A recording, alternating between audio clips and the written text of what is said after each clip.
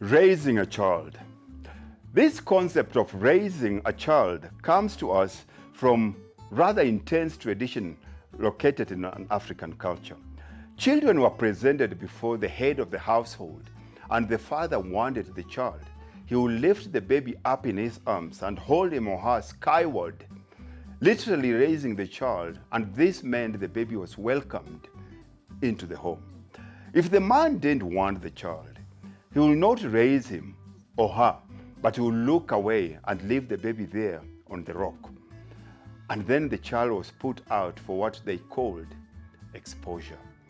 We take this phrase for granted, this raising of a son, but it is a heavy term, isn't it? When we say we're raising a child, what we are actually communicating based on the history of my culture is this: I want you. I want you in my life, my son. I'm going to take responsibility for you. I'm going to give you everything I can help you to grow and mature into the best version of yourself. So, how do we raise a boy into manhood in this age and era? How can we raise a child into an adulthood during these difficult, confusing times? You've probably searched out this video because you, like me, when I realized a son was on the way, I felt overwhelmed with the prospect of raising a child into adulthood. Let me tell you this, brother, you're not alone. I've actually met very few men who, when it comes to raising their kids, feel well equipped. I've met few men who, when confronted with the knowledge that they are having a baby, swell up with confidence that they have the skills and tools needed to raise this tiny child in this adulthood.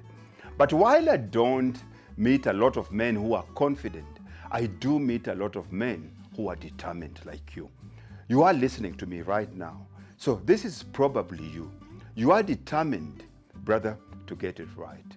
You are determined to pass on a legacy of blessing instead of a legacy of brokenness. You are determined, my brother, to raise a child of consequence. And because of that determination, brother, because of that desire in your heart, I want to affirm you and honor you for your willingness to do the work, for looking around, for trying to figure out how to raise your child in a God-honoring way. You are already on the right path, and I salute you, my brother.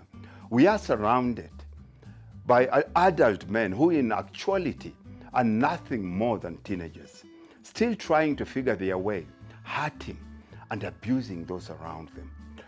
And while thinking it is some kind of amusing game, what our young men are really saying is this: here I am, I'm growing up, I'm emerging.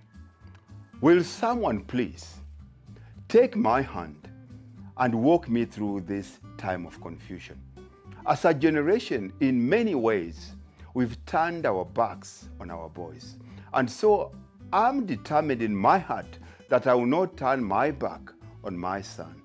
You are listening to me, so you must have made the same resolution.